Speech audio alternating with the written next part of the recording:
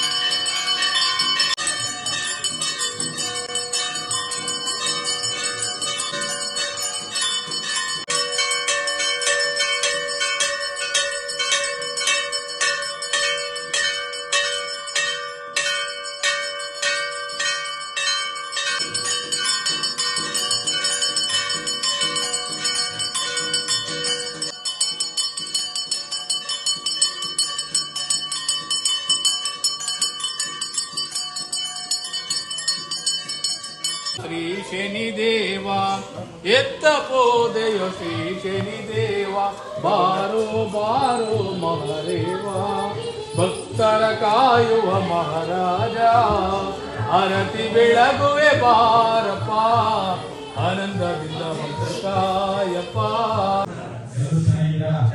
ವಿಶೇಷವಾಗಿ ಇವತ್ತು ನಮ್ಮ ಜನಜಿ ನಿರಾಶ್ರಿತ ಆಶ್ರಮದಲ್ಲಿರ್ತಕ್ಕಂಥ ದೇವರು ನಮ್ಮ ರಾಷ್ಟ್ರದ ಸೇವೆಗೆ ನಮ್ಮ ಪ್ರೀತಿಯ ಅಣ್ಣ ಉಡಿ ಶ್ರೀಯನ್ನು ಬಂದಿದ್ದಾರೆ. ವಿಶೇಷವಾಗಿ ಅವರ ಸುಪುತ್ರ ಮಗುವರದು ಜನ್ಮದಿನ. ಹಾಗಾಗಿ ಇಲ್ಲಿರ್ತಕ್ಕಂಥ ಎಲ್ಲಾ ದೇವರ ಮಕ್ಕಳ ಜೊತೆ ಅವರಿಗೆ ಆಶೀರ್ವಾದ ತಗೊಂಡು ಎಲ್ಲ ನೋಡಿ ಆಶೀರ್ವಾದ ತಗೊಳ್ಳೋದಕ್ಕೋಸ್ಕರ ಬಂದಿದ್ದಾರೆ. ದಯವಿಟ್ಟು ಎಲ್ಲರೂ ಕೂಡ ಅವರಿಗೆ ಆಶೀರ್ವಾದ ಮಾಡಿ. ಮಗುವಣ್ಣರಿಗೆ ಹುಟ್ಟುಹಬ್ಬದ ಹಾರ್ದಿಕ ಶುಭಾಶಯಗಳು. ಬನ್ನಿ ಹಂಗೆ ಹುಟ್ಟುಹಬ್ಬದ ಹಾರ್ದಿಕ ಶುಭಾಶಯಗಳು. ಭಗವಂತ ಆಯುಷು, ಆರೋಗ್ಯ, ಸುಖ, ಶಾಂತಿ ಎಲ್ಲವನ್ನ ಕಲಿಸಿ.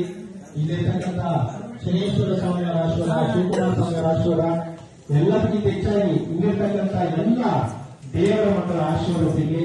ಭಗವಂತನಿಗೆ 100 ವರ್ಷ ಆಯುಷು, ಆರೋಗ್ಯ, ಕೀರ್ತಿ ಕೊಟ್ಟು ಕಾಪಾಡಲಿ. ಯಾಕಂದ್ರೆ ಎಷ್ಟೋ ಜನ ಬಡವರ ಪಾಲಿನ ದೇವರವರು, ಎಷ್ಟೋ ಜನ ಬಡವರಿಗೆ ಕಷ್ಟದಲ್ಲಿರ್ತಕ್ಕಂಥವ್ರಿಗೆ ಸಹಾಯ ಮಾಡಿ ನಿಜವಾಗ್ಲೂ ಅವರ ವ್ಯಕ್ತಿತ್ವಕ್ಕೆ ದಯವಿಟ್ಟು ಒಂದ್ಸರಿ ಜೋರಾಗಿ ಕ್ಲಾಸ್ ಮಾಡೋಣ.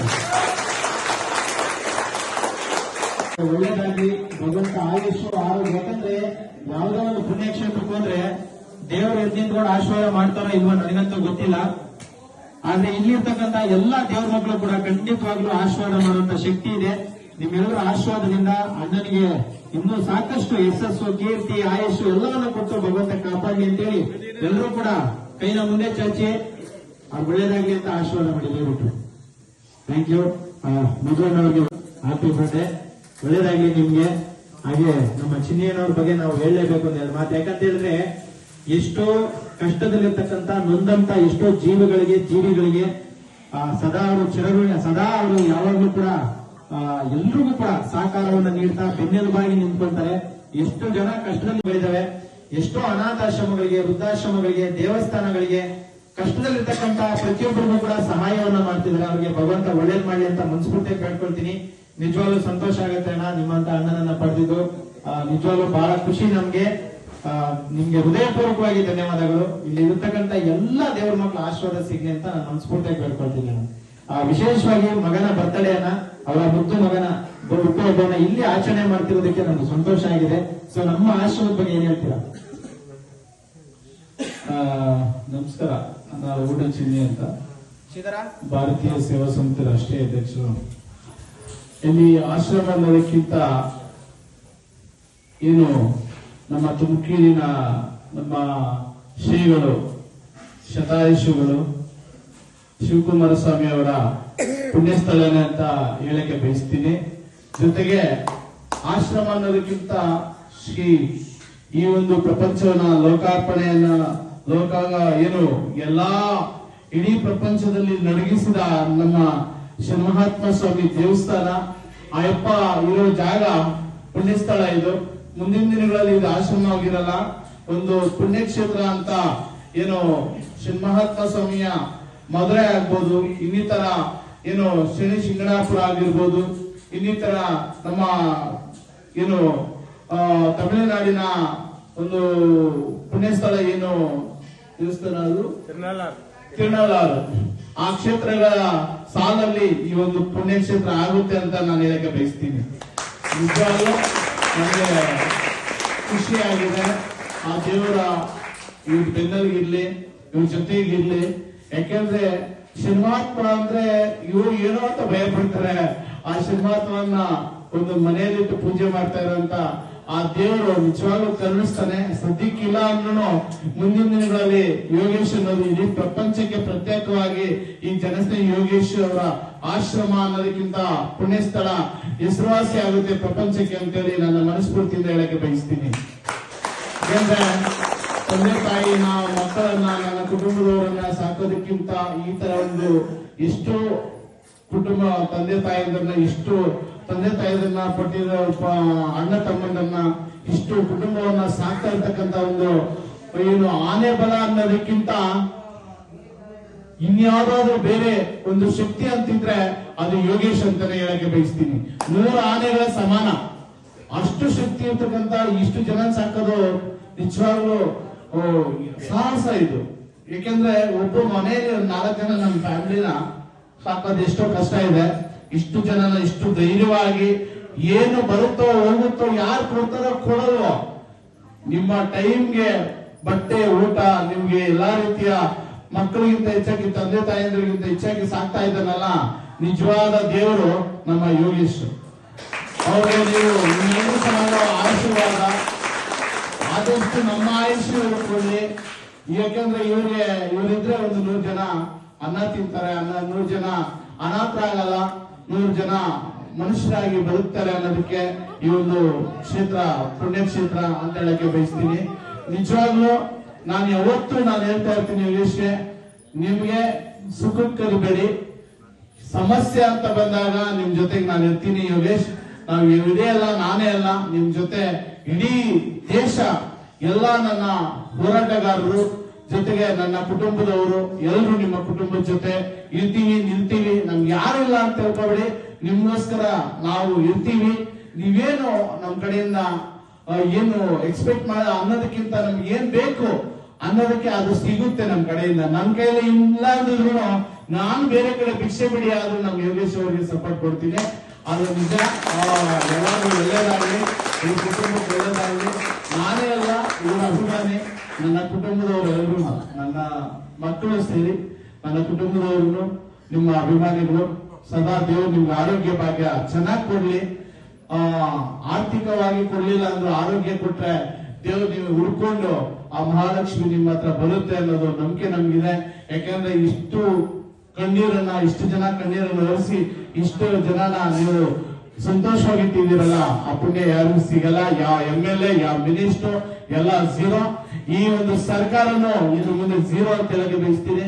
ಸರ್ಕಾರಗಳು ಅವ್ರು ಏನು ಇವತ್ತು ರಾಜ್ಯ ಸೇವೆ ಮಾಡ್ತಾ ಇರ್ಬೋದು, ಬಟ್ ಅವ್ರ ಸ್ವಾರ್ಥಕ್ಕೆ ಅವ್ರು 100 ಕೋಟಿ ಖರ್ಚು ಮಾಡಿ 1000 ಕೋಟಿ ಸಂಪಾದನೆ ಮಾಡ್ತಾ ಇದಾರೆ. ಈ ವ್ಯಕ್ತಿ ₹1 ಅಂದ್ರ ಇವತ್ತು ಇಷ್ಟು ಜನ ಸಾಕೋದಕ್ಕೆ ಎಷ್ಟು ಕೋಟಿ ಆಗಿರ್ಬೋದು ಅನ್ನೋದು ಯೋಚನೆ ಮಾಡ್ಬೇಕಾಗಿದೆ. ಸರ್ಕಾರದ ಅನುದಾನಗಳಿಲ್ಲ, ಯಾವುದೂ ಇಲ್ಲ.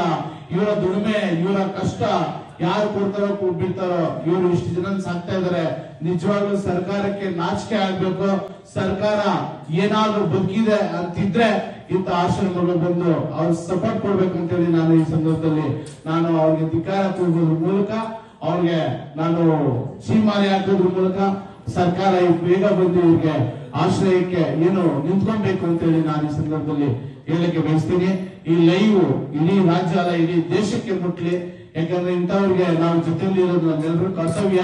ಎಲ್ಲರಲ್ಲೂ ನಾನು ವಿನಂತಿ ಮಾಡ್ಕೊಂತೀನಿ. ರಾಜ್ಯದ ಜನತೆ ಅಲ್ಲ, ಇಡೀ ಭಾರತದ ಎಲ್ಲ ಕನ್ನಡಿಗರು, ಎಲ್ಲಾ ಜನರು, ಎಲ್ಲ ಇಲ್ಲಿ ಖಾಲಿ ಕರ್ನಾಟಕದವರಿಲ್ಲ, ಎಲ್ಲಾ ರಾಜ್ಯದ ಬಡವರು, ಅನಾಥರು ಅನ್ನೋದಕ್ಕಿಂತ ನಿರ್ಗತಿಕರಿದ್ದಾರೆ.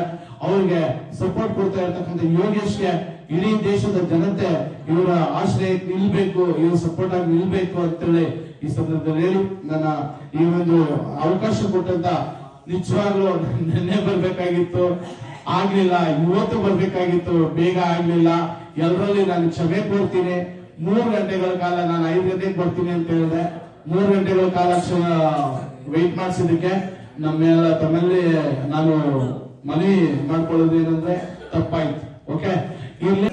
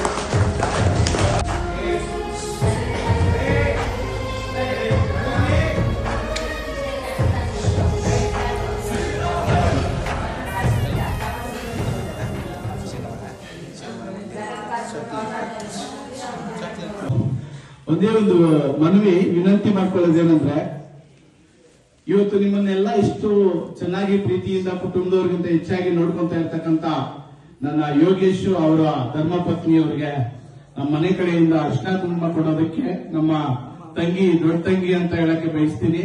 ನಮ್ಮ ತಂಗಿಗೆ ಮನೆಯಿಂದ, ನಮ್ಮ ಕುಟುಂಬದ ಕಡೆಯಿಂದ ಅರ್ಶಿನ ಕುಂಕುಮ ಕೊಡೋದಕ್ಕೆ ನಮ್ಮ ಮನೆಯ ಕುಟುಂಬದ ಸಮೇತ ಬಂದಿದ್ದಾರೆ. ದಯವಿಟ್ಟು ಇವ್ರನ್ನ ಎಲ್ಲರೂ ಆಶೀರ್ವದಿಸಬೇಕು. ಇವ್ರಿಗೆ ಪ್ರೀತಿಪೂರ್ವಕವಾಗಿ ಇವರನ್ನ ಅಭಿನಂದಿಸ್ತಾ ಇದ್ದೀವಿ. ಎಲ್ಲರೂ ಅವ್ರನ್ನ ಜೋರಾದ ಚಪ್ಪಾಳೆ ಮುಖಾಂತರ ಗೌರವಿಸಬೇಕು ಅಂತ ವಿನಂತಿ ಮಾಡ್ಕೊಳ್ತೀನಿ.